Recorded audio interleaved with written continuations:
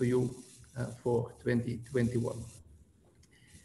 Today, we would like to welcome you to the second edition of the Value Creation Roundtable, an initiative, and we are very proud of that we jointly organize by the Academy of Business in Society and Antwerp Management School.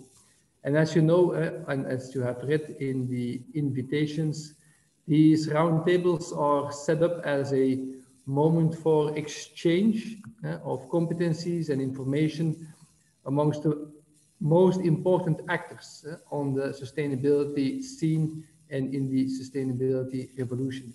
And it's clear that this topic is more important as ever before in our society. Today we are also building on our, I think, very successful first edition of this roundtable that we have held in the spring of 2020, where we featured and discussed concepts and methodologies on sustainable transformation and positive impact. And we will build on that. So today in this second session, we will be continuing our dialogue with companies, part of Antwerp, Johnson & Johnson, ABIS and Amro, and the Value Balancing Alliance, and both on behalf of ABIS and Antwerp Management School, we would like to thank the representatives of these organizations today in the dialogue. And we will continue that dialogue then with a round of reflections with thought leaders, Chet Emerson, Mike Kramer, Stuart Hill, Robert Phillips, and Wayne Visser. So this will again be, I think, a very interesting and energizing afternoon. I myself look forward to the debate. I hope you will enjoy this session. And most importantly, I hope to meet you all in the future, hopefully that time in real life, to further discuss how we together can have an impact on society, a positive impact on society, with open minds to impact the world. And with that being said, I would like to pass on the word to my colleague, Ivo. Good afternoon. My name is Ivo Matza. I'm the CEO of ABIS. And also from ABIS side, I would like to welcome you to this second Value Creation Roundtable of Antwerp Management School in co-creation with the Academy of Business in Society. The first roundtable last year was in April, approximately 1 month after the lockdown. Still expecting or hoping, I think we were then very naive, that from summer we would have gone back to normal. Now, almost 1 year later, I think we cannot imagine how optimistic we were. Many of us will have sad memories and even may have suffered last year. In all crises, there are also good things. The good thing is that more people than before realize that sustainability is not only important, it is urgent as well. I think the sense of urgency is really increasing. And during this pandemic, we at ABIS even noticed this. We were able and are able to intensify and accelerate our activities in many events, webinars, research consortia, scenario games, and tailored activities as this one. The topic of integrating sustainability models and value creation will definitely be an ongoing discussion, important and urgent, and will be also a learning path not only for today, but also for the upcoming years. And I am happy, we are happy and proud that we succeeded to make this already happen in our network, initiated by Antwerp Management School. And we are very, very grateful for our inspiring collaboration and co-creation.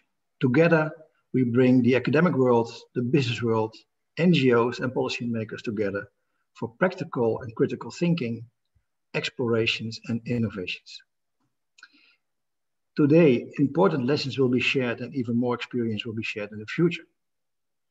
We wish you fruitful and inspiring discussions, many lessons learned, and loads of follow-up actions and thoughts. Thank you. I would like to give the virtual floor now to Yury Blagov. Yury is ABIS board member and director of the Center of Corporate Social Responsibility at the Graduate School of Management of the University of St. Petersburg. Yury, the floor is yours. Thank you. Well, thank you, Eva. Dear colleagues, thank you very much for being here with us for our first session. I do hope that the session will be fruitful and interesting for all of us. When I remind our first attempt last April, personally, I was very much excited by our discussion about creating sustainable value. Theoretically and practically, these issues are very much important ones. Ironically, when I just started my education during the Soviet time, I understood that the most critical issue is how to create value. That time, I learned by heart about labor theory of value or the theory of surplus value. Of course, the time is changing, but now when we are talking not only about COVID-19 crisis, but when we should and when we are talking about sustainability time and again, when we are trying to reach sustainability development goals, the creating of sustainable value, it doesn't matter what kind of theory we want to follow, is a critical issue. And today we are starting with a practical discussion. And let me introduce the agenda of our work. First of all, I will ask our participants to present their ideas which are related to the models of creating different kinds of sustainable value or value for society. Then we'll organize a kind of discussion based on pre-received questions. And then, of course, all participants will be in a position to ask your questions to the audience. This show isn't my show. This show is the show of our speakers. That's why let me briefly introduce our panel. In our panel, we have absolutely incredible speakers. First of all, Claudia Mariconda, Head of Sustainable Transition, Port of Antwerp. Claudia, are you here? Okay. Then Peggy Casteren, Head of Community Impact Benelux, Johnson & Johnson. Peggy, are you here? Yes, I'm here. Great. Then Jakobs, Senior Advisor, Strategy and Sustainability, ABIS and Amro. Andrea, are you here? Great. And Christian Heller, CEO, Value Balancing Alliance and Vice President, BASF. Christian, are you here? Also with you. Great. Everyone is here and we can start. Please, Claudia, the floor is yours. Please remember, every one of you have 7 minutes for the beginning. Claudia, please. Thank you, Yury. Hi, everyone. I'm sharing my screen.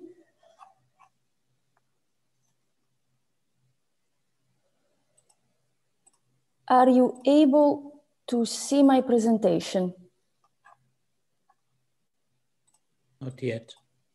Not yet. Now it should work, I think. Yes.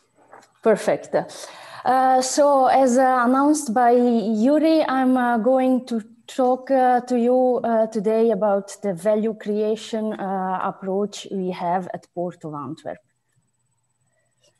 What I want to introduce first is our mission, Home Port as a lever for a sustainable future. You can see from our mission that sustainability and sustainable value creation is at the heart of our activities and our ambitions. And I'll guide you now to the process we follow to bring this mission into practice. We basically conducted a workshop with around 100 employees to define the framework we wanted to use to create value. And the framework we have chosen is the Sustainable Development Goals framework. We have chosen this framework for three different reasons. It has three main strengths. It's actually a framework used by all of us, so share ambitions that are shared by the different stakeholders, from companies to academia, from policymakers to NGOs. Second, they create a common language, common symbols, which are recognizable by all involved parties. Third, and last but not least point, they show how all the 17 aspects mentioned in the 17 Sustainable Development Goals are crucial to create value. What we did is also define our specific ambitions linked to these Sustainable Development Goals. We have taken an approach where we have minimum Olympic ambitions, that's the way we called it, for all 17 goals. But then we selected 5 goals. 5 goals that are at the heart of our operations and where we just can have a bigger impact. Here we had a participative approach, as I mentioned, workshops with 100 employees, also workshop with our leadership team that led to the selection of 5 key goals or gold medal Sustainable Development Goals. With then the addition of goal number 17, partnerships, we see these goals, so partnerships, collaboration, coalitions, as the enabler of all other Sustainable Development Goals in creating value. Let's have a look more in detail to the 5 goals we selected. First one, SDG number 3. We want to invest in the health and well-being of our employees. We strive for 0 accidents at work. We offer development opportunities to employees, and we also encourage individual leadership, personal leadership. Second, SDG number 8, we promote companies on the port platform all over the world. And we also set up partnerships on innovative ideas. Goal number 9, we see innovation as a lever. For example, we see our port platform as an ideal testing lab for innovative ideas. Think here, for example, at the digital twin. With the digital twin, we get information from sensors, for example, on air qualities, from windmills on energy production. Fourth goal is goal number 11. We want to conduct our activities in harmony with our surroundings, with nature, with NGOs. We really partner with our stakeholder. We regularly have stakeholder dialogues, and all interests are taken into account in our activities. And last but not least, goal number 13, we are really active on climate action. We take the lead in the transition to a greener and circular economy. Here, think, for example, to the coalitions where we are working on lighthouse projects on, for example, green hydrogen, carbon capture and utilization, circular economy, waste, heat, and also alternative shipping fuels. By the way, today, press release coming out from the Hydrogen Import Coalition, where we are one of the 7 partners. And so we come to the goal around partnership. As I already was saying, that's for us the enabler of everything we do. We conduct everything in collaboration, working together with all parties. And yeah, we really think that this is crucial. Big challenges, global challenges cannot be addressed by one party alone or by, for example, private companies alone. alone, but a collaborative effort from private sector, policymakers, NGOs, academia is needed, and that's where we invest on. And of course, this is also at the core of our activities. So as I said, the SDG are the framework for us to create value, and are also the framework and at the center of our daily decision-making process. Thank you.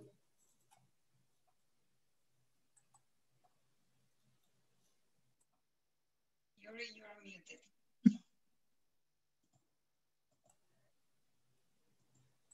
Sorry, thank you very much, Claudia, for embedding us into the sustainability issues in connection to creating value.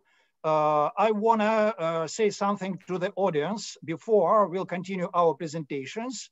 I'll try to make our session as much interactive as possible.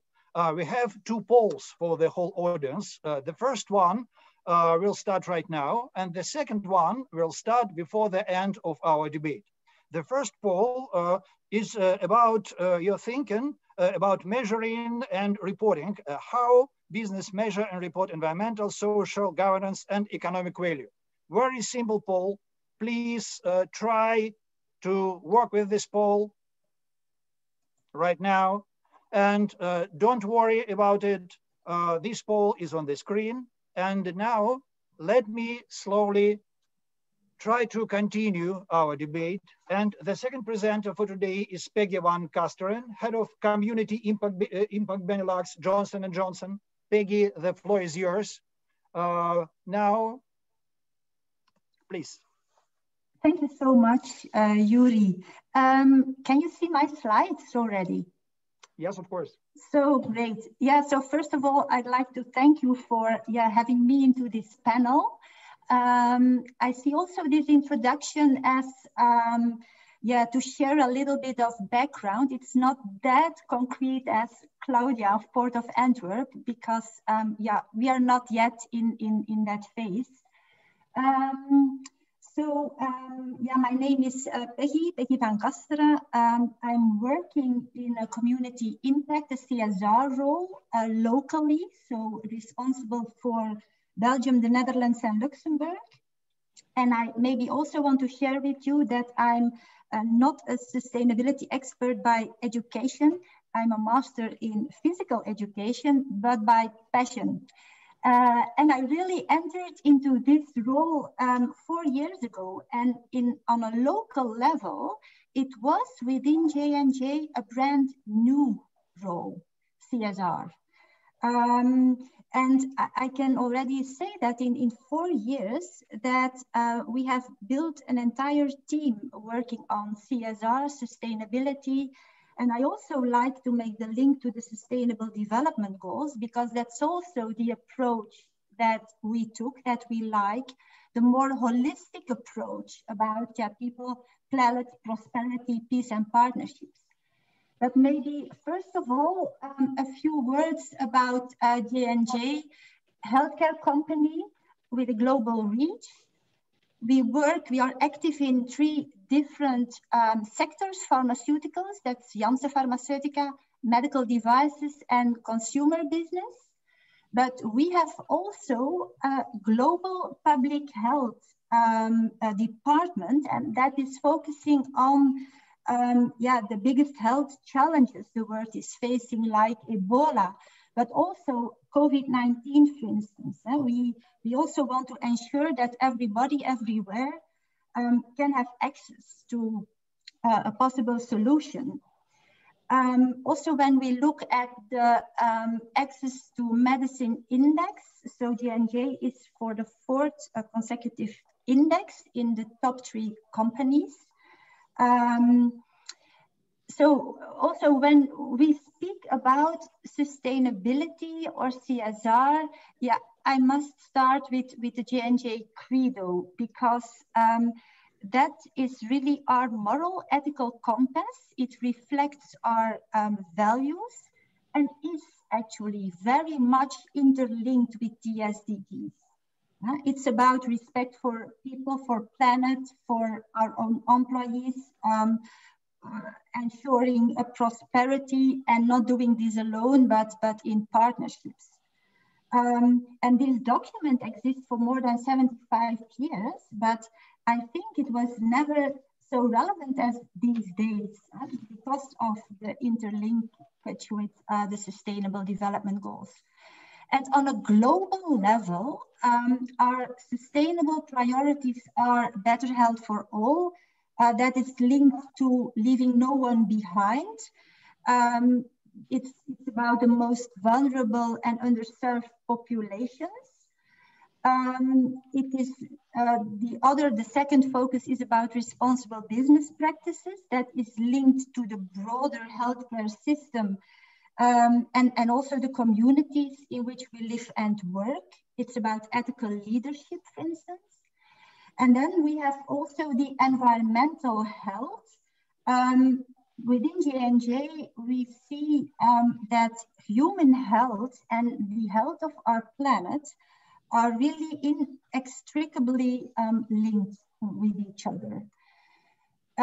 Also, when we look at our COVID-19 response, it's about researchers, scientists are working about a vaccine and a possible treatment. But at the same time, the community impact team has expanded the support for frontline healthcare workers. The supply chain is working to safeguard and also guarantee access to our products. And of course, there is also respect for own employees for the safety and the health. And this brings me to our local setting in Belgium and the Netherlands, because when we think about the COVID vaccine, a lot is happening in Belgium and the Netherlands. Not only related to the vaccine, but also when we look at support for the local communities. In the beginning of the crisis, we have, in a very short time delay, we have tuned our labs into COVID-19 diagnostic testing labs. There was a shortage for the alcohol gel in hospitals, so the production site in Geel started immediately with the production of that alcohol gel. And we encourage medical and also non-medical employees to do some volunteering activities where needed. So yeah, it's normal, I think, in Belgium that we really try to do a big effort related also to the communities, because we have a big footprint. And you see the number of employees, 50% of them are scientists, researchers, with a lot of investments and also collaborations in R&D. So when then we look at how we in the Benelux try to go to sustainable value creation, we also start from the Sustainable Development Goals. At the one hand side, we are in the process of implementation of the Sustainable Development Goals into our business strategy. And the methodology we use is in collaboration with Antwerp Management School, with the team of Professor Visser. We follow the integrated value process. And we are now in the stage of the leadership review. So really with the context analysis, with the stakeholder feedback, go to integrating this into our business strategy. At the same time, we also want to take all our employees with us. So also bottom up, we try to create a lot of awareness around the Sustainable Development Goals and also encourage individual activities. And at the third thing, we create some business cases.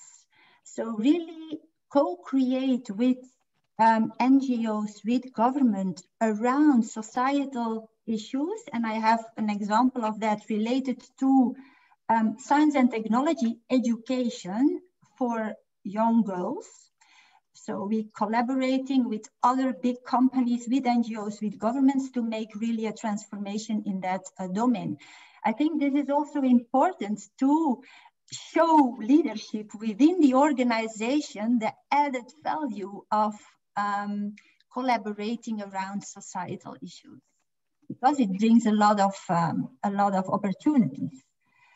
Yeah, we want to build, when we look at the people pillar, we want to build an inclusive society. We focus on education. This is an important predictor of a good health. We also focus on healthcare providers and caregivers, and we want to improve access to healthcare. Also in Belgium and in the Netherlands, not all people populations have good access to healthcare. So we also work on that. We do this via partnerships. We try to encourage people to contribute, and we invest in social innovation and social entrepreneurship.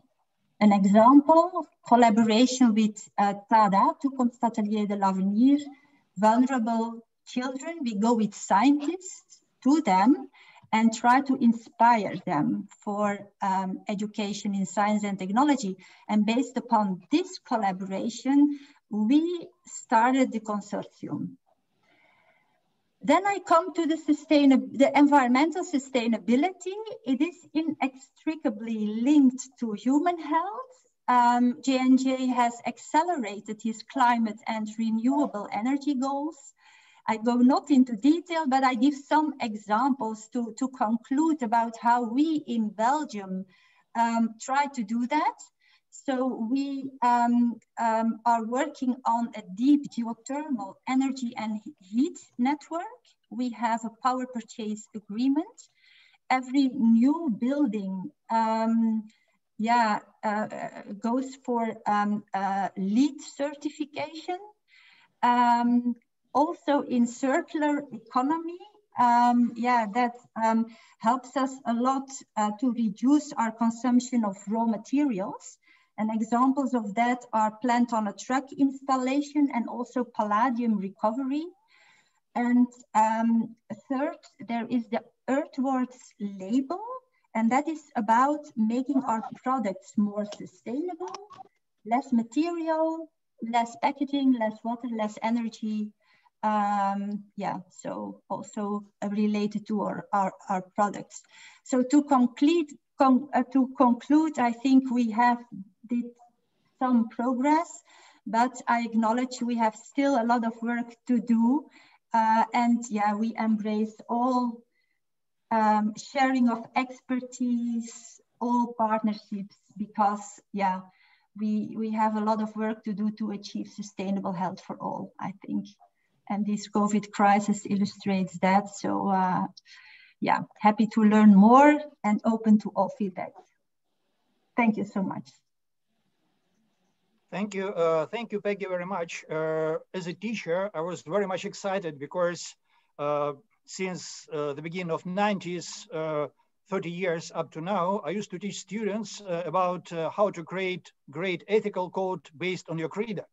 And now you provided me with a chance to teach students how to connect this credo with creating integrated value. Well, thank you very much. It's very inspiring. And now let's continue our talk. Our next presenter is Andre Jakobs, Senior Advisor, Strategy and Sustainability, ABN Amro. Also for me, it's a very interesting point because when and if we are talking about creating value, whether we like it or not, we should emphasize the point how to measure the results. And as far as I know, this bank now, one of the global leaders in implementing new approaches based on integrative idea. And please, we are waiting for your presentation, please. Andrea, are you here?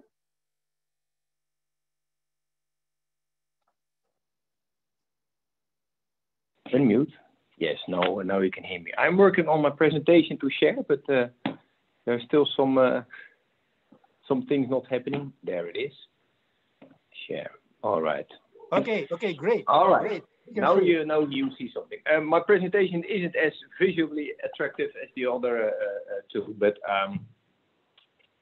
This shows basically what you see here is our integrated reporting model, our value creating model as reported in our annual report 2019. A little bit strange because we're already working on our 2020 version, but because it's 1 month to go, it's still about the report on 2019.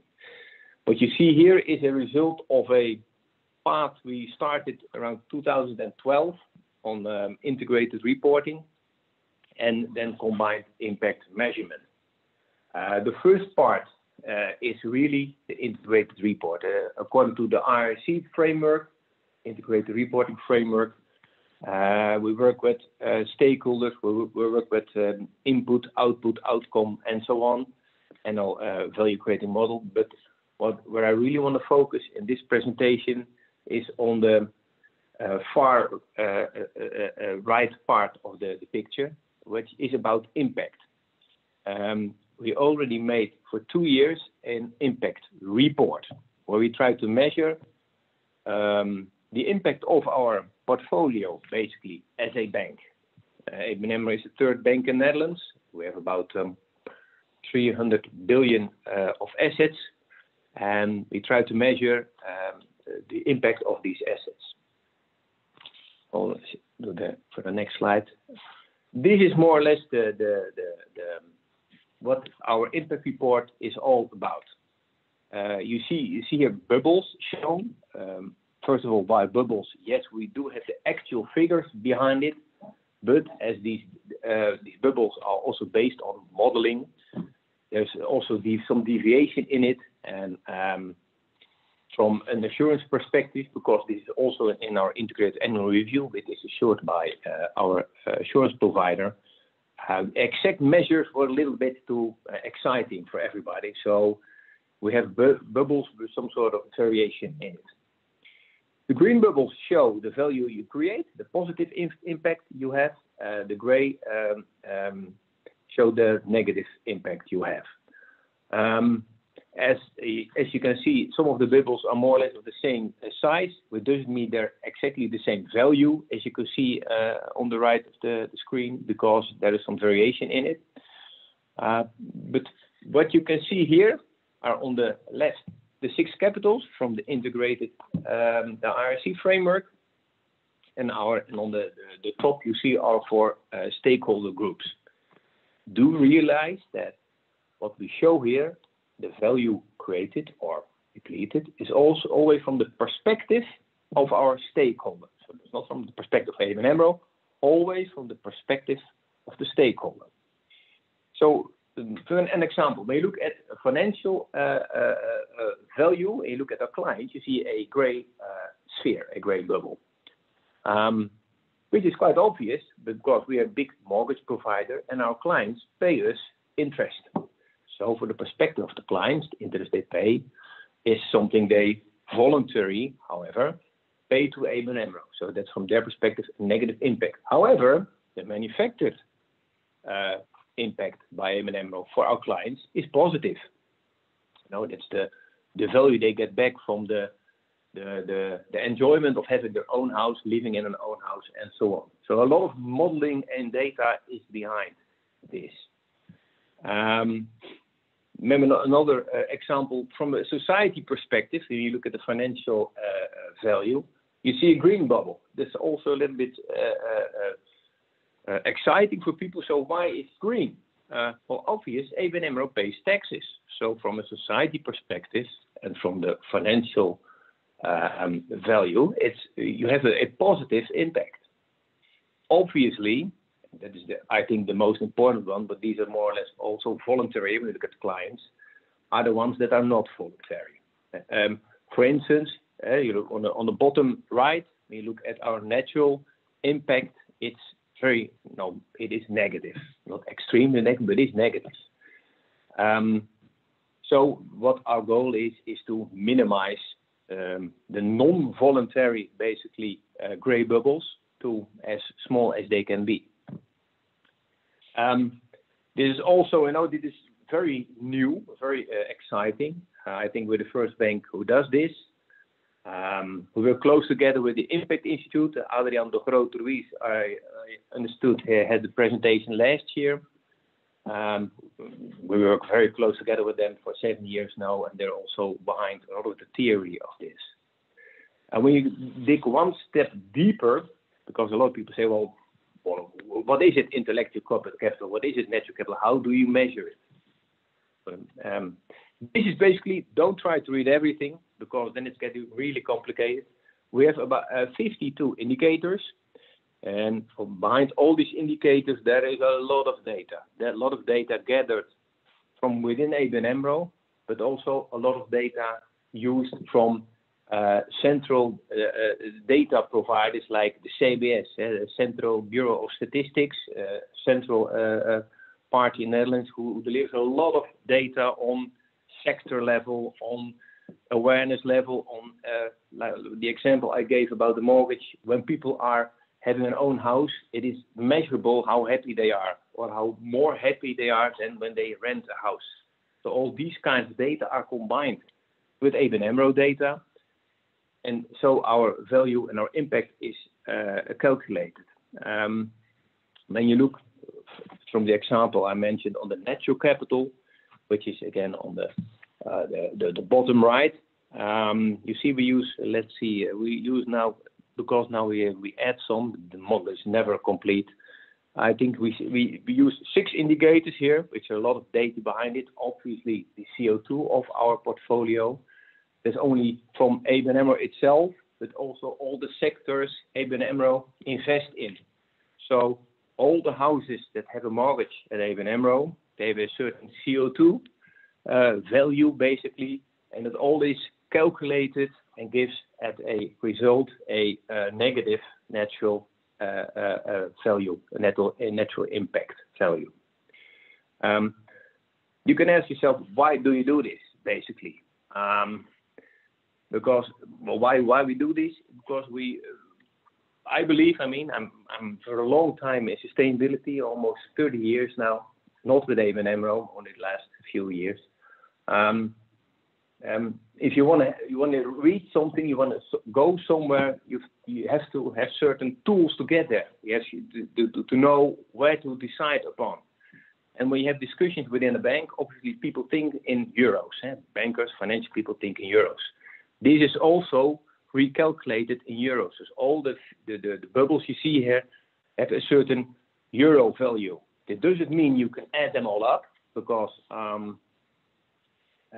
voluntary value, like I said, people paying for the mortgages, is the same as natural capital lost. But they give a good indication. So comparing them is allowed. It gives a good idea about what ABN AMRO is all about, what the positive and negative effects we have.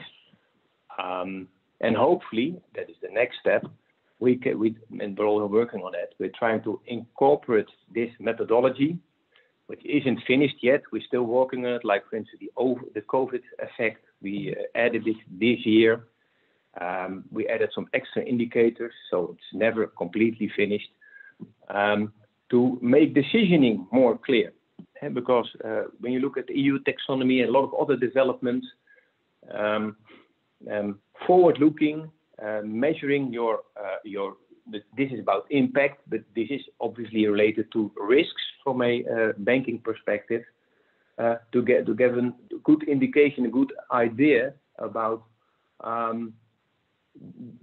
the worth of your portfolio. I mean, when you invest a lot in certain houses and you see the CO2 value is quite negative, quite gray in this overview, in this graph, it's obvious you should strive for a lesser negative effect. And that is basically what ABN AMRO does. We have, based on this, but also before that, some goals already about diminishing the CO2 effect and certain other effects also on human rights and so on. But this is also learning for the outside, basically outside world, but also to be used inside ABN AMRO from a decision-making perspective. It doesn't mean it has influence on everything, but it is a high learning curve. The first year we came with our impact report, the outside world was ecstatic. We got a lot of prizes for it. We didn't enable them, but there was a lot of sepsis. But what's happening there? What do we use this for? What is this impact report for? But now our board we're already into it, but they're very into it right now. They really believe that measuring your impact also on a wider scale and then maybe more on a detailed level will make ABN AMRO better prepared for the future, basically. And in my opinion, that's what we all do it for. Thank you.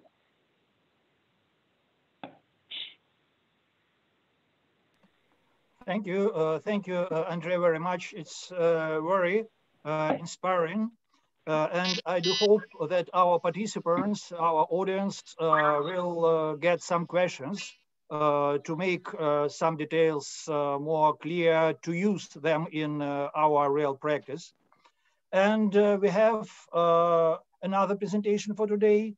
I am waiting for this presentation very much. Christian Heller, who is CEO of Value Balance Alliance and also Vice President of BASF.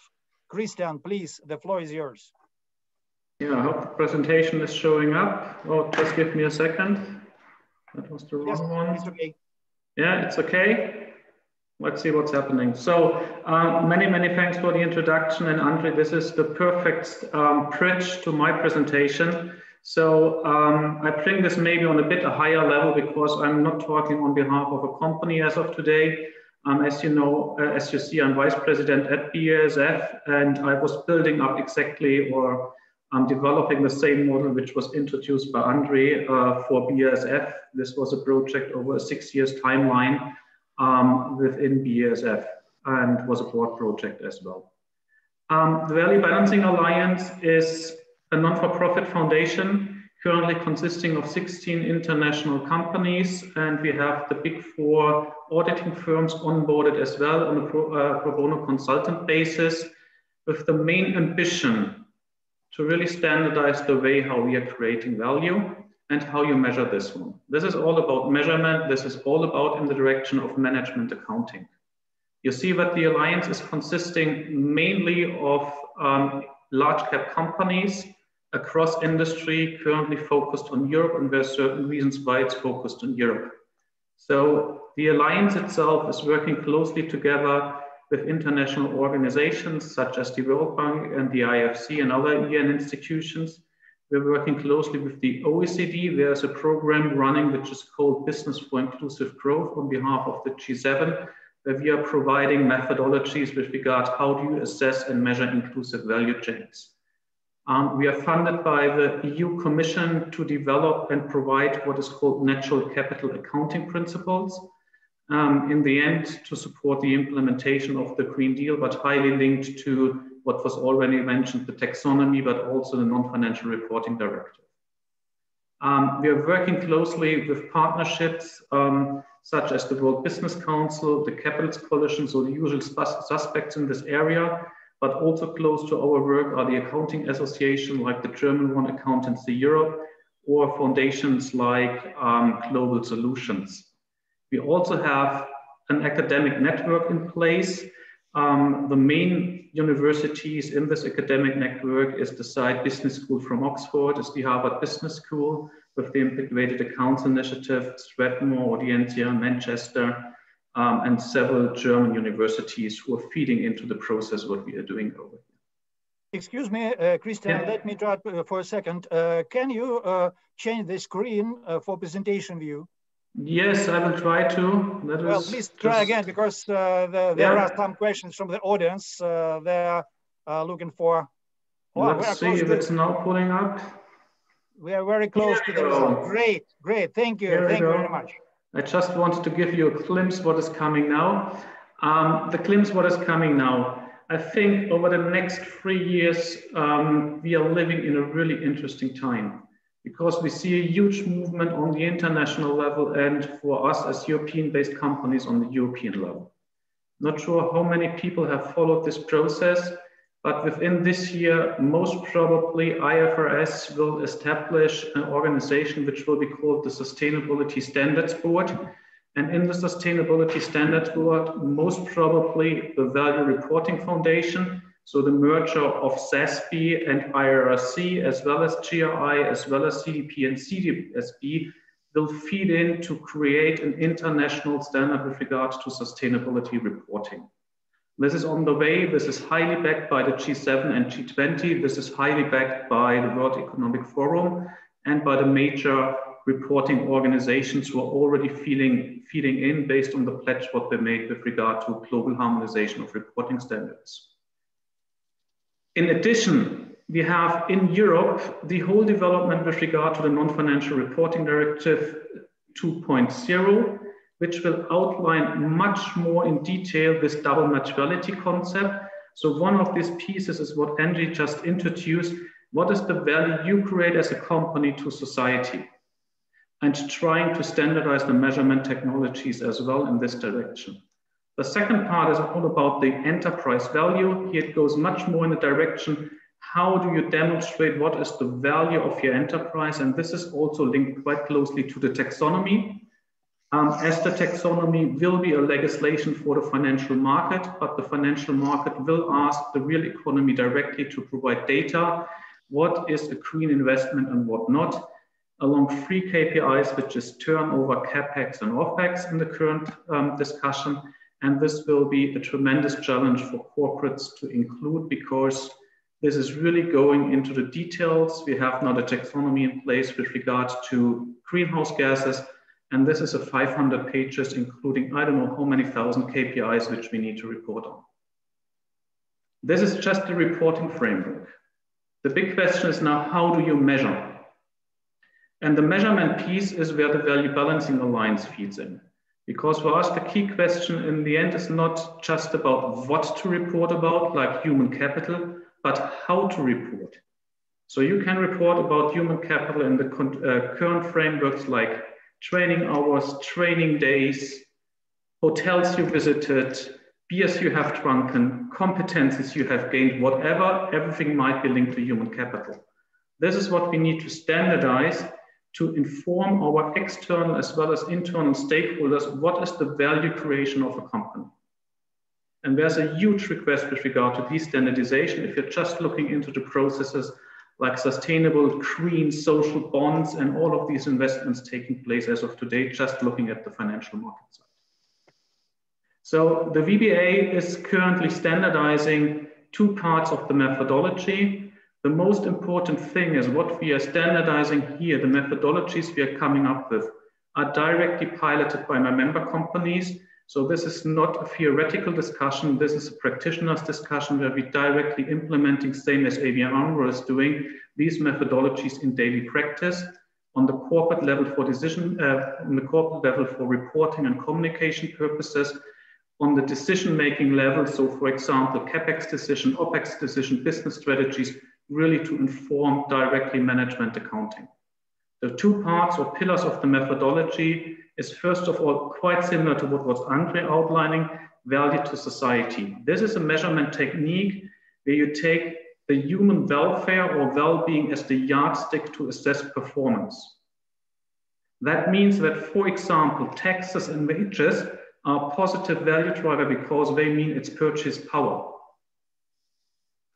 This is what we are also monetizing, and here we are standardizing the methodologies which are currently in the market, also building on the methodologies like from the Impact Institute, so we take all of this into account.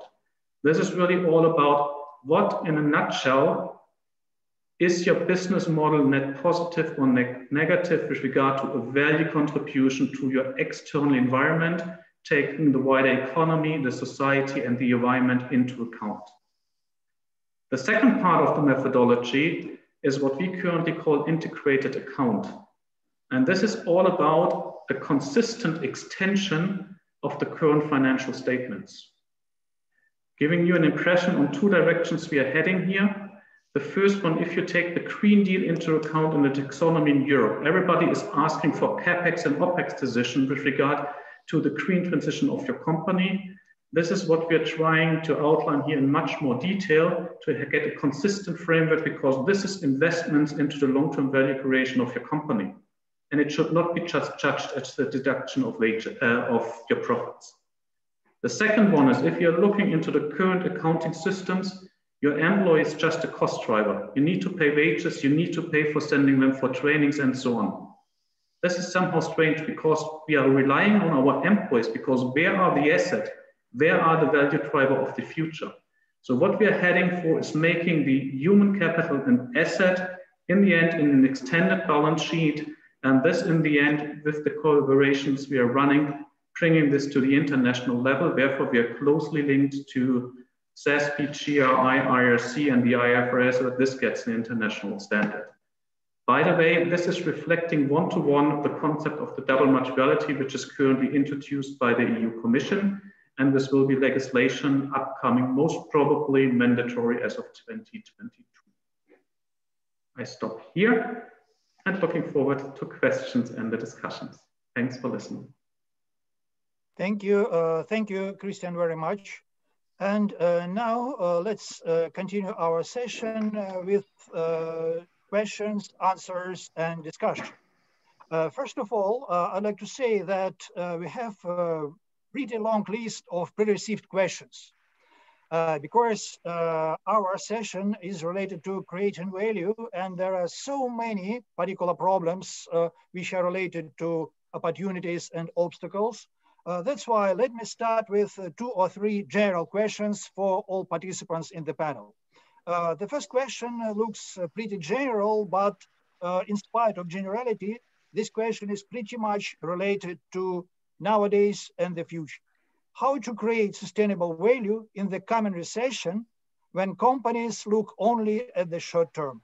Again, I do hope that based on your models, you can provide us with some advices how to create sustainable value in coming recession, in spite of short-termism. Please, the question for everyone.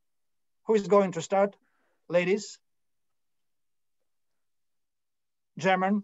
I can kick off. Claudia, yeah. Please. So yeah, indeed, we are facing big challenges in the current COVID crisis. It was said before, last year we were very positive. We thought that by today we would be out of it, but yeah, it's not really what's happening here. So yeah, crisis, they make sure we have a kind of shock waves along our supply chain. And I believe COVID-19 is not an exception to this. It's of course a disruption in the model of the current model of economy. About short-term versus long-term. I'm optimist by nature, but I have to say also for what's happening now and what we are seeing at European level happening around the Green Deal, I don't think that the recovery from the crisis will only look at short-term value creation and short-term recovery strategy, but rather long-term strategies, and actually a recovery which will make sure we evolve to a greener, more circular economy. So we have the Green Deal there. It was set up, and also policymaker, the EU, and also national governments are following up on that. So I think that really this crisis can be a catalyst for change, and a positive change in the direction of greener, more circular and a better society for all of us. Thank you, Claudia, for your very optimistic view. Well, thank you. Do hope all of us will go the same direction. Maybe someone will continue. Peggy? Yeah, please. I can continue because I'm also positive from nature, but I totally agree with Claudia. I think that this crisis for big companies can be an accelerator for sustainable transformation and for value creation. It makes companies think, and yeah, when we see what's happening around us, yeah, I think that it is a crisis. These are really bad times with a lot of challenges. But it also brings opportunities for change, I think. I think it is now the momentum that yeah, we need to jump in to really make a change happen. Thank you. Thank you. Actually, we have a kind of circle. On the one hand, if we already prepared for different crises based on our value creation model, on the other hand, our effective value creation model can support us in new reality. Well, thank you, German. Maybe you have some particular German's view. Please, Andrea. Yes, I think I can add some. Yes, there are opportunities from this crisis. Do I expect, in effect, in the upcoming 2 years, they will really help? No. I think when you're getting out of the crisis, companies will do just harder what they've tried before to do. Because if you really must change, it takes time. I do agree that's what we need, that's what we're aiming for. But on the short term, getting out of the crisis will mean doing what you did, maybe a little bit more efficient and working a little bit harder, keep your head just above, not drowning, and then start growing again. I think that will happen on the short term. When you look at the longer period, yes, definitely. That's what we're aiming for, and that's what our model is also aiming for. It is, I think, quite logic you asked that question, especially in the banking world. When you look at banks in general, when they're financing certain things, companies or whatever, their horizon isn't that far. Normally loans are for 2, maybe 5 years, maybe 7, but normally less. So for instance, if you look at climate risks or climate perspective, the perspective of 5 years isn't big. So when banks normally calculate, think, oh, that's not a big risk, I can finance that. A lot of environmental risks, especially long-term environmental risks like biodiversity, climate, and so on, they're there. They're definitely there, but not from the perspective of the loan of a bank. So what the EU taxonomy is aiming for is very, very necessary and very relevant. And what we do with our impact measurement also, that you realize what's really happening. Because on a small scale, one financing, or maybe also on a sector scale, agriculture or whatever, the scope is too short for banks and financial institutions, most of the financial institutions in general, to have a direct effect on their decision making. So you need extra information, you need awareness, and that should also be communicated to the stakeholders, so they also realize that this is what's happening. So not only for the bank itself, which is very relevant, but also for the outside world, for the stakeholders.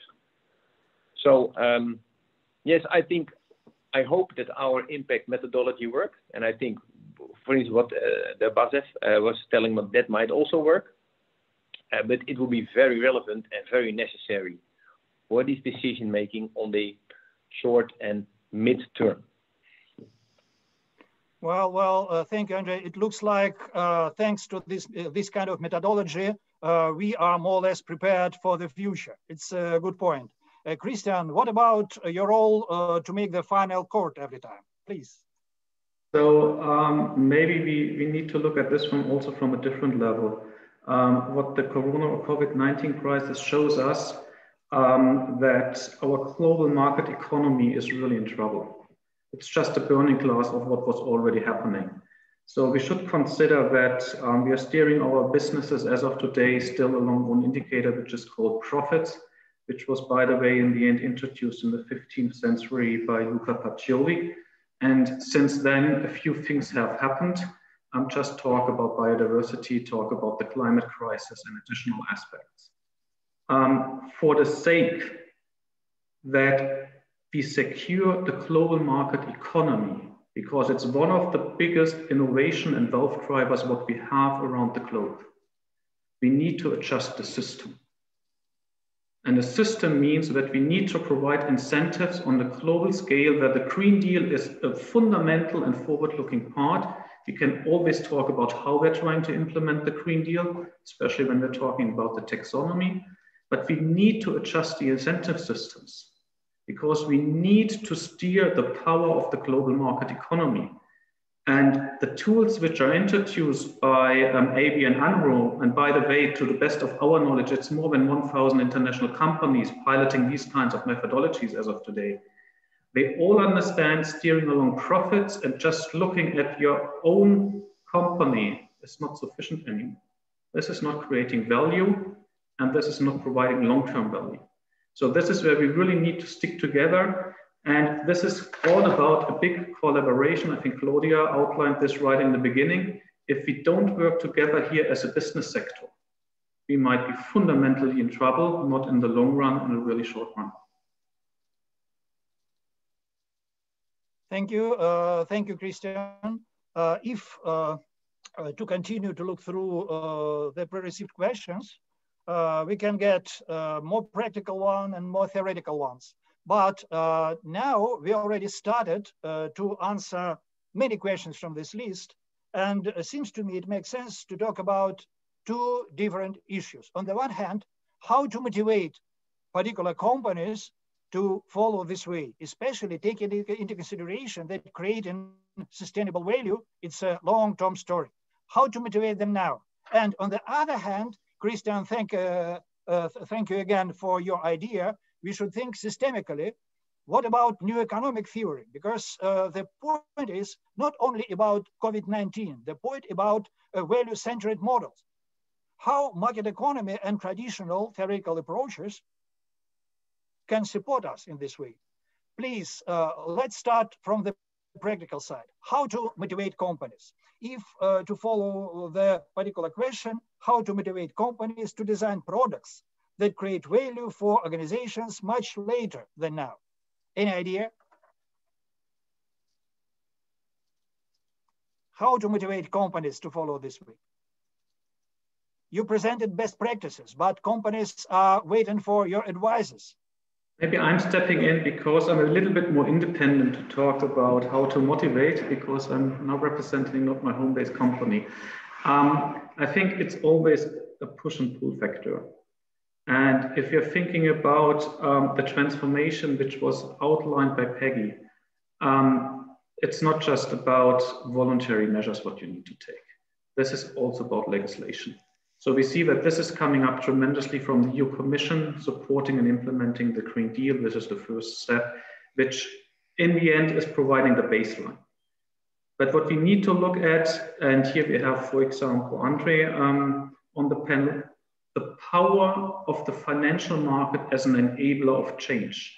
So if we're looking at the whole notion of impact investing, let's take this term, there's a huge potential in it. The question is, how do we make this systemic? And here you can think about stock indices where you get a tax reduction if you're going into this for the money you're earning over there. So we need to be a little bit more innovative. How can we incentivize the players in the different markets? And I'm quite sure it's all about incentivization. This is the main driver going to be. And just taking the Green Deal, most of you might have seen the McKinsey's analysis and survey, but I also know this from a few of my member companies who have analyzed the Green Deal in specific. There is a huge deduction of turnover in the first years if we manage it wrong. But on the other hand, we are creating so many markets within the EU Commission where in the end, turnover and value creation will be much higher compared to today. So this is something where we really need to look again, and this comes to your point, Yury, new economic theory. What is value? What is the value driver for companies? And just being about profits, it's fine, it's the core, but we need to think broader. Thank you, but I'm wondering, what about moral leadership?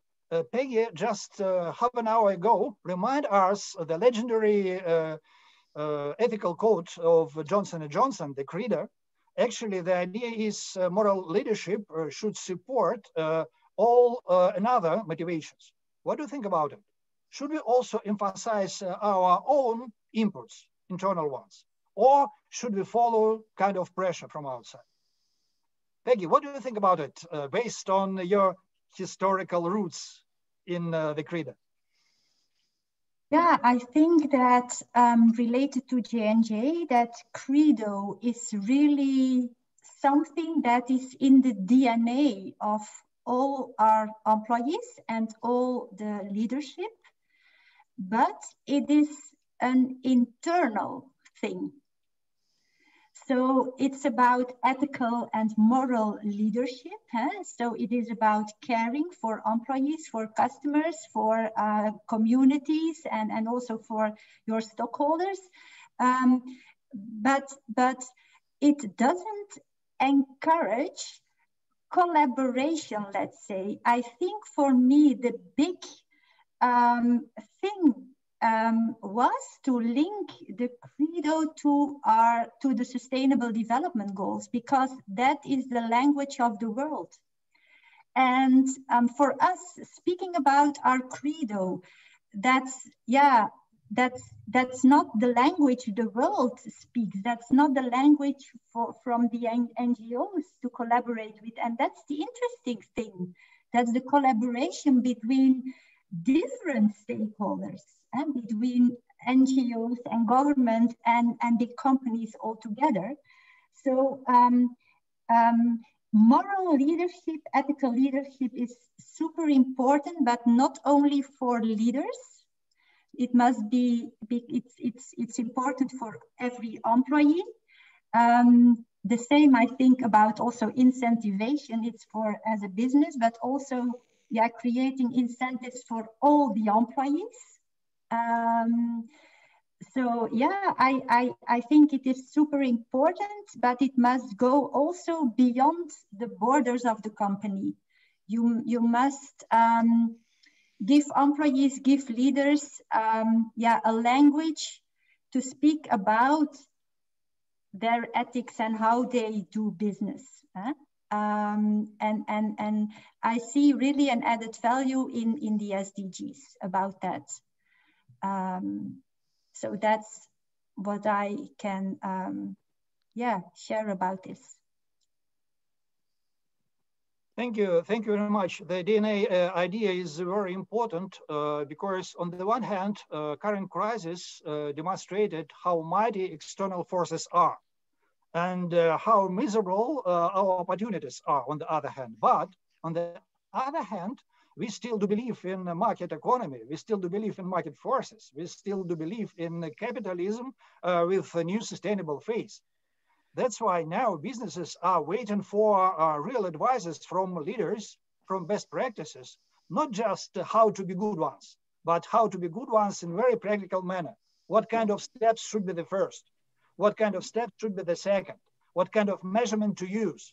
What kind of system to create? That's why, please, the audience is waiting for your advices. Ladies and gentlemen, please. Please, Claudia. If I can share my view on this, building further on what Christian and Peggy were saying, I think indeed we need systemic change. It's not something that can be done only from one part or the other. Indeed, Christian was mentioning legislation. That's indeed an important part of the story, creating the right legislative framework which supports this change. But then we also need other aspects, for example, funding for these changes, other kinds of supports on burdens, enabling the circular economy evolution.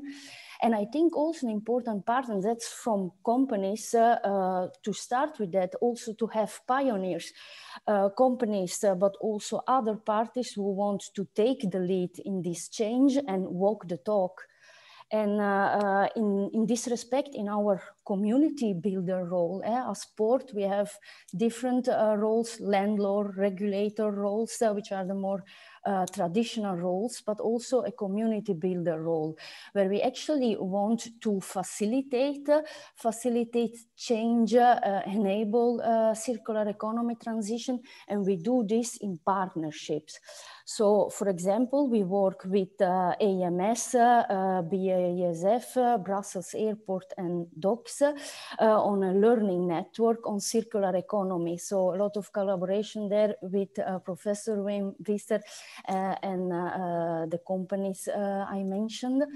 We also are building the next gen district, a district, an area in the port which wants to foster technological innovation by actually attracting startups who want to work on sustainable innovation. And there we have a role to help these companies, to support them in starting up, because mainly it's about startups we are targeting there. We also work with public parties, for example, with OVAM, the public waste agency of Flanders, also there to look for synergy and foster the circular economy. Thank you, Claudia. Anything else before we'll continue our discussion through questions from the audience? Anything else related to advices? 5, 4, 3, 2, 1, 0. No advices. Thank you. And the next step for our discussion is the second poll. Let me ask my ABIS colleagues, Katarina, please provide us with the second poll, and we'll try to check how the opinions of audience are changing thanks to our discussion. How does business prioritize environmental, social, governance, and economic value? Several opportunities. Environmental value gets most priority. Social value gets most priority.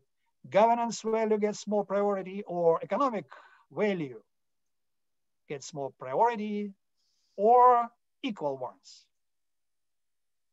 Several more seconds. Please let me do also.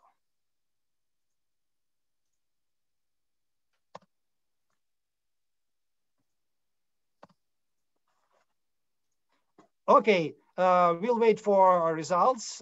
And now the final part of our debate is a kind of open dialogue between the panel and the audience.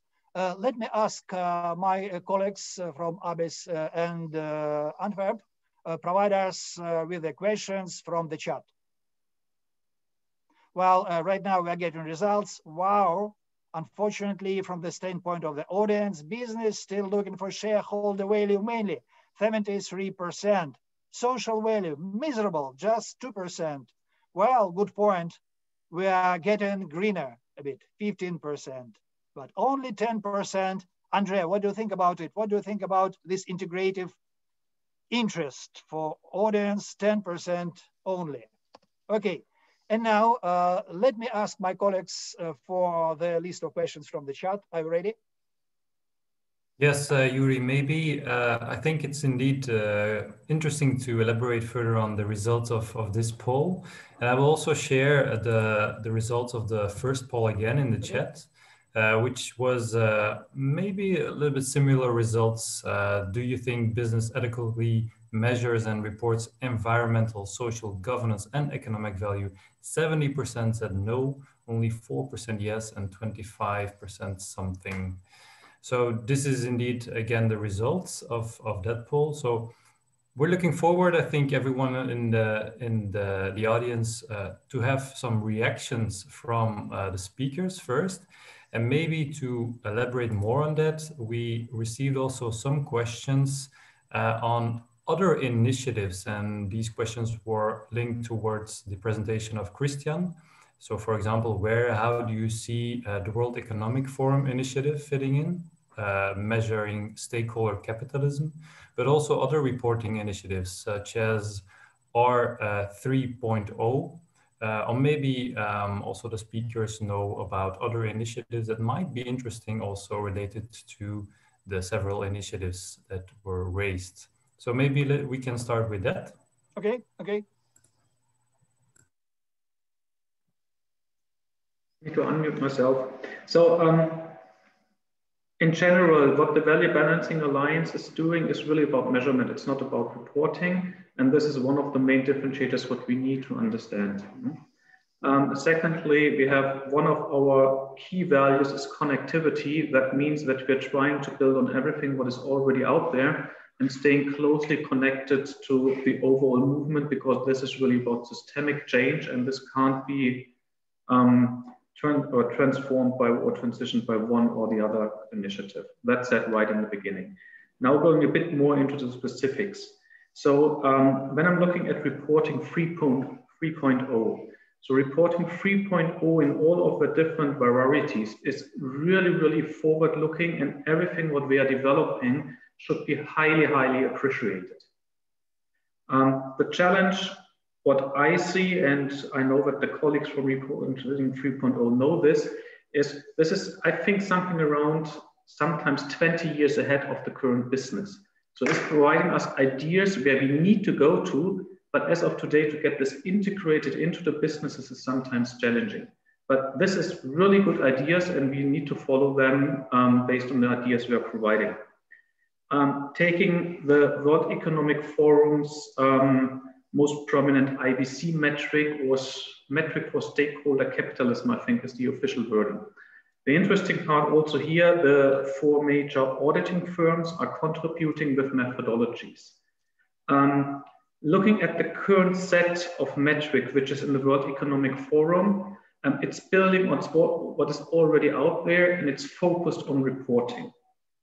And if you're looking back, especially at the presentation of Andre and his value creation table, which he showed right in the beginning, the WEF metric stops at outputs or outcomes. It's not talking about impacts. So making a concrete example, the World Economic Metrics asks you to disclose data on CO2 emissions, so tons of CO2 equivalents. The work we are doing is we're going a few steps beyond. We are looking how CO2 emissions are affecting climate change and how climate change is affecting the well-being of people. So these are 2 additional steps which are also fully embedded in the system of ABM Amro, so it's the same principles. And the change in the well-being of people, this is what we can reflect in a euro or in US dollar, in a monetary value. And here really is the benefit, but also Andre outlined, this is the language business understands, and this is where decision makers are standing up. And this is the main difference what we see. So in the end, everything what you see in the WEF metrics, it's a basis for the work we are doing or Andre is doing. It's standardizing the first 2 steps, let's say like this, and we are now going 1 or 2 steps further to look at the impact.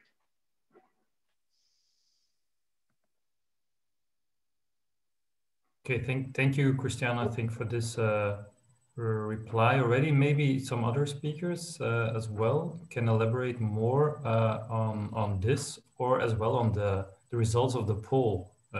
Were you surprised of these results or not?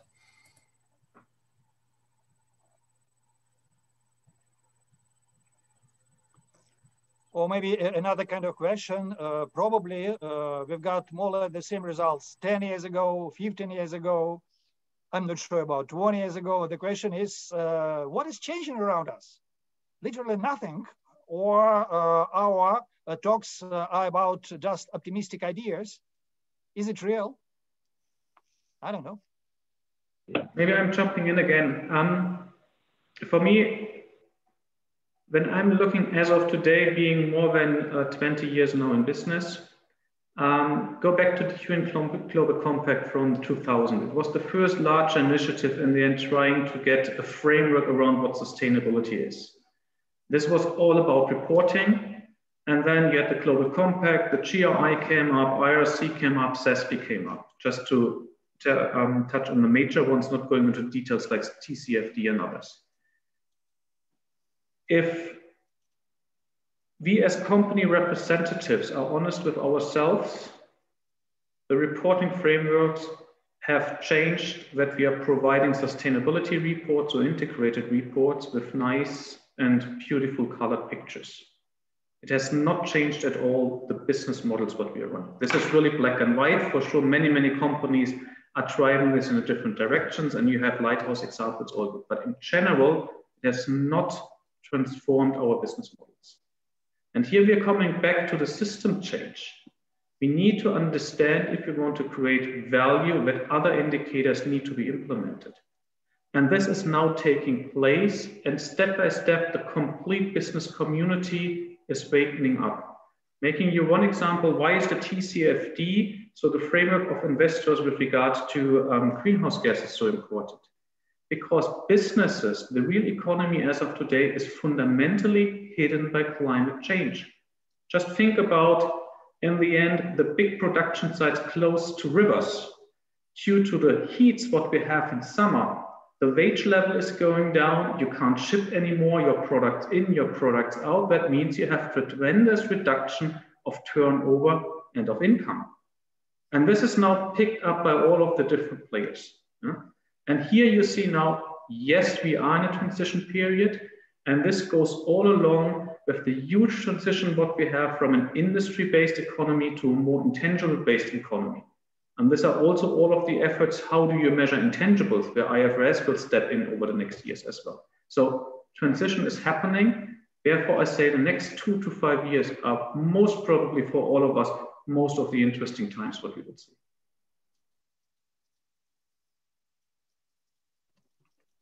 Thank you. Well, thank you. Jan, what about another questions?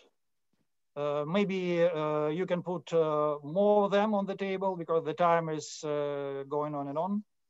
Yeah, we have, I think, 2 interesting questions, not related to each other, but one from Robert Phillips. How, if at all, are the executives' decisions informed by academia and scholarly work?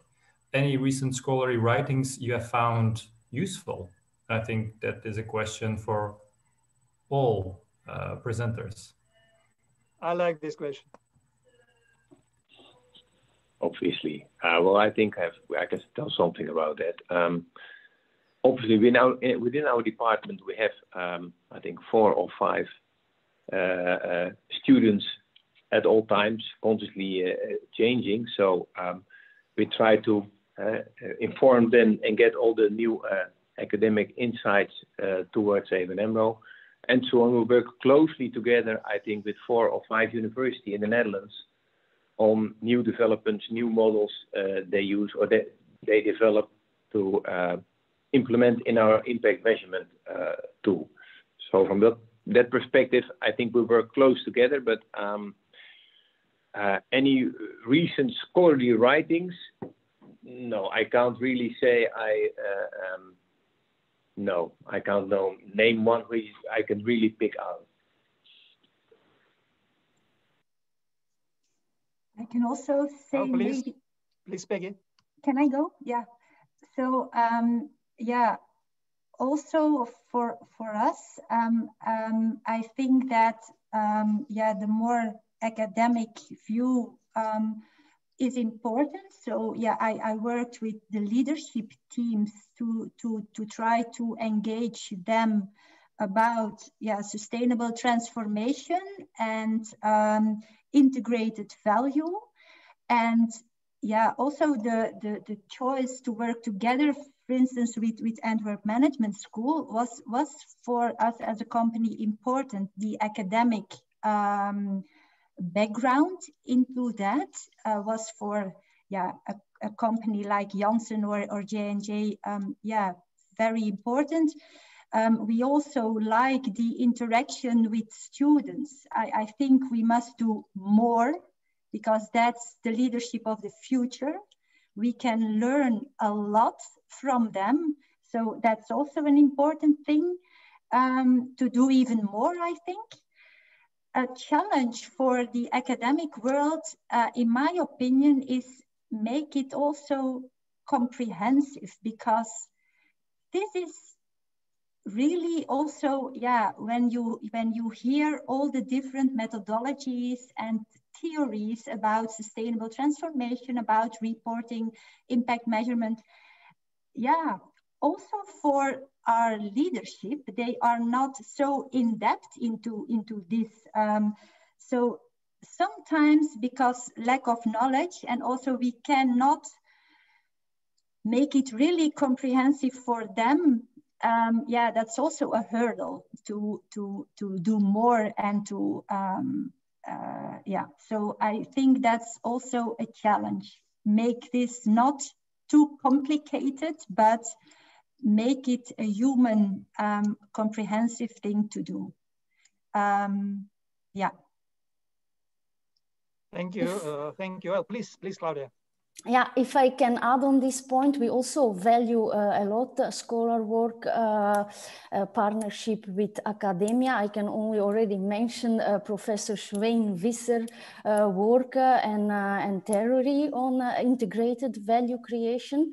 As I mentioned, we work a lot with IMS, not only the learning network I mentioned before on circular economy, but already since years we are collaborating both on specific sustainability value creation topics, but also generally on leadership training. So we collaborate on IMS on overarching training for our top 50 leaders, because also this kind of systemic changes we are talking about start with leadership. So also important to have them on board.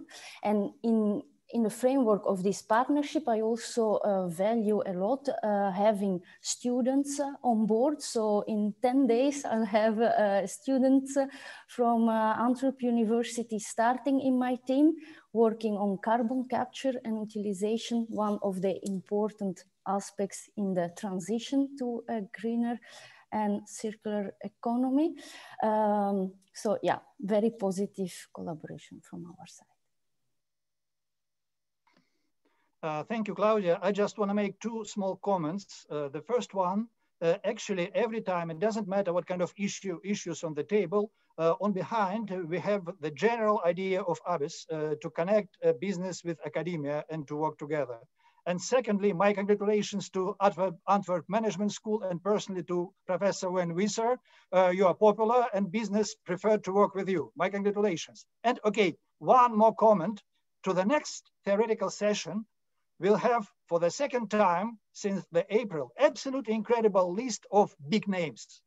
And do hope that after this session, businesses will be much more excited to cooperate with us, with poor academia. Well, Jan, what about next question? Yeah, we have one question building further on the previous one, and I would like to link that with another question raised previously to the session, but also in this session, and I share it in the chat. How to create sustainable value across organizations and time, linking more to a new design of products, a new design of services, also linked towards circular economy. So the main question is, what could be the most important practice to implement the shift from a traditional linear economy mindset towards an innovative circular economy mindset? I noticed that Claudia, for example, also was speaking about circular economy and a new way of doing circular business. So also interesting, as we received some questions also previously on this session on this.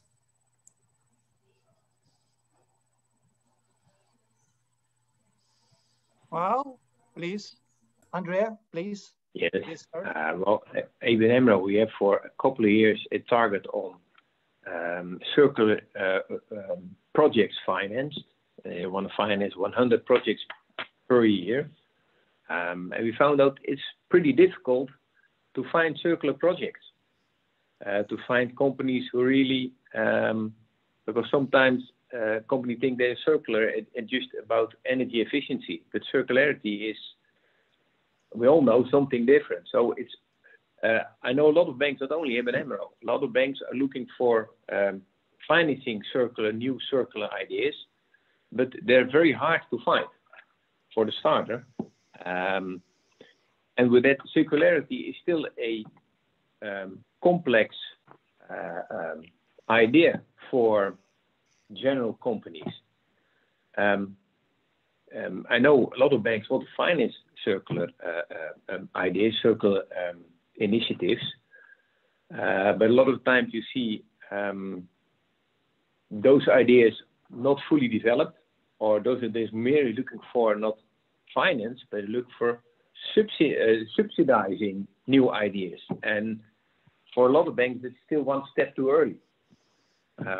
So I see a lot of circular thinking, circular development, circular ideas, but not, in my opinion, not enough circular projects. And if they are there, I know in the Netherlands, a lot of banks are hunting them because everybody wants to finance those projects because they're new. And there's also help a bank who finance it towards new circular modeling. So it's a mix of learning from your client and financing your client. But it's still hard to get by. Thank you. Thank you. Well, Peggy, please. Yeah, we have some examples of circular projects, and the thing was also working together, partnering with young, innovative startup companies to do so. So I think that also, yeah, looking over your walls and collaborating and partnering with innovative startups is maybe in this domain, yeah, a thing to do. Thank you. Thank you. Something else? So maybe to put on this one. Sorry, Claudia, go first. Ladies first, please, Claudia. Thanks. It was just a small addition to what Andre was saying. So yeah, indeed, sometimes or frequently even circular economy projects are on a low TRL scale, so a low technology readiness level scale, which does not make them so attractive or not yet for banks. But so there, I think it comes in what I was saying before, public funding, so public subsidies for this kind of projects are also important part in the whole story. Thank you. Thank you. So I think building on what was said just before, especially talking about circular economy, this is really a huge challenge. And as you know, I'm working also for a chemical company who are looking closely into this process, which is called chemcycling in the chemical industry. The main challenge what we currently face is we're trying to build out of waste the key feedstock to produce chemical products. And the key feedstock usually is oil and gas naphtha. And now we are trying to take waste and out of waste trying to model and to build a certain form of naphtha as a key feedstock for the further production process.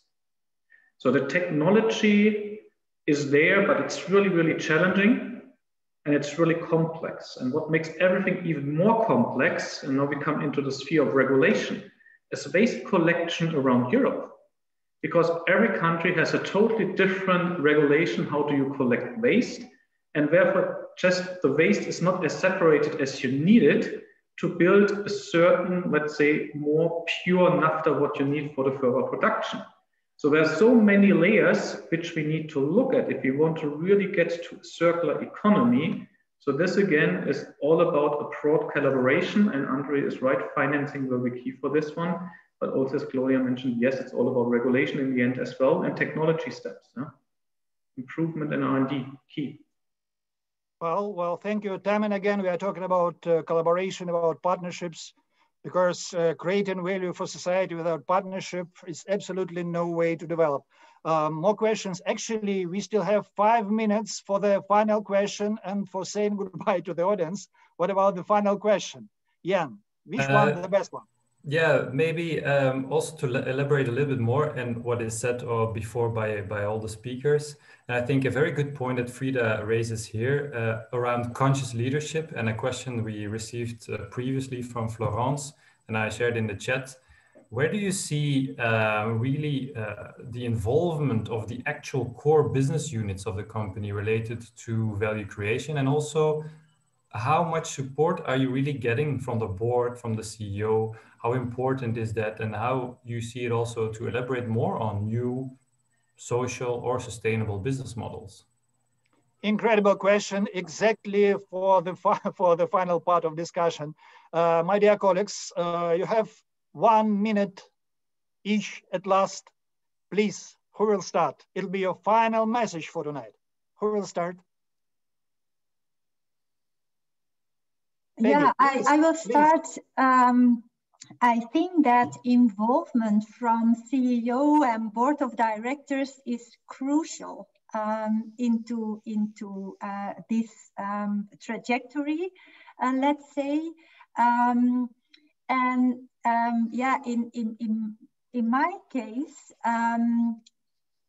what they need to understand actually is where does this leads to. And when we can show that this leads to more innovation, we are an innovative company, when this leads to more innovation, and when all the measurements and can help us towards more innovation. This was an important insight for the leadership to really see the benefit of the integrated value process where we went through or are going through nowadays together with Antwerp Management School. And the involvement of leadership is really crucial to integrate this into their business strategy, and then also go to the non-financial reporting that helps them towards even more innovation. But it is crucial. Thank you, Peggy. Thank you very much for your message. Andrea, please, the floor is yours. Yes, when I started working for many years ago, almost 30 years ago, I worked for a consultancy firm, KPMG.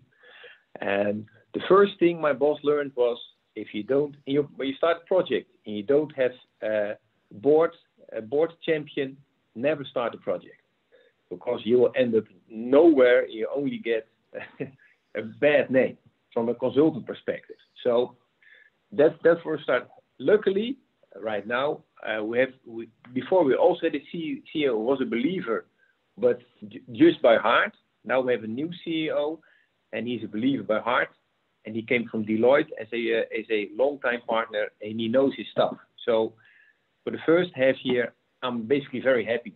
It doesn't mean we're there already, but inside of the bank, we don't have much less friction, because we know a CEO is behind us. So it helps very much. Thank you, Andrea. Claudia, what do you think about?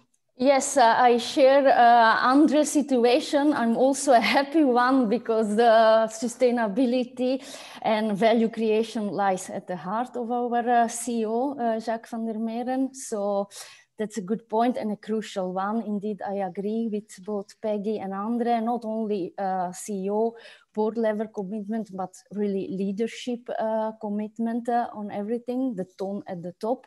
But on the other side, I think also crucial aspect, have everyone in the company on board. So really engage all employees, and also merge the top-down approach with bottom-up approach. And have also employees understand not only where does this lead us to, as Peggy was saying, but also why are we doing it? The why, very important, and what's in it for me as an employee, as a civil society member. So a lot of important factors there. Thank you, Christian. As usual, the final word is yours. So I think it's two parts. First of all, as mentioned, it's about the people, and the second one is about the narrative you're choosing. And one short story, BASF introduced in 2011 a purpose which is called We Create Chemistry for a Sustainable Future. And it was the employees who were standing up and asking the board of directors, what does this for means? How do you measure this? How can you demonstrate what is your contribution as BASF, as C-suite representatives? And this was the starting point to introduce these models, which was introduced by Andre. And using then a narrative in a language which affects the C-suite directly helps quite a lot. Just take carbon. If we're talking about CO2 emissions, the C-suite tells you, I don't smell it, I don't see it, I don't pay for it, why should I care?